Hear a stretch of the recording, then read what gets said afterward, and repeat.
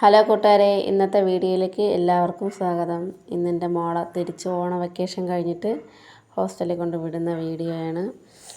യാത്രയൊക്കെ പറഞ്ഞ് നമ്മളൊരു കടയിൽ കയറി അവൾക്ക് ആവശ്യമായ കുറച്ച് മുട്ടായിയും സ്നാക്സും ഒക്കെ മേടിച്ചു.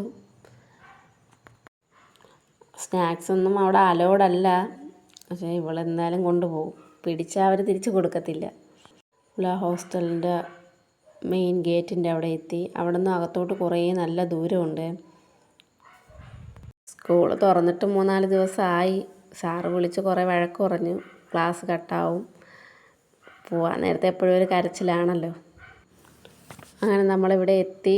ഇനി പേര് എഴുതി ഒപ്പിടണം. വന്ന ടൈമും ഡേറ്റും എല്ലാം എഴുതി ഒപ്പിട്ട്, മോള് തന്നെയാണ് ഒപ്പിട്ടൊക്കെ കൊടുത്തത്.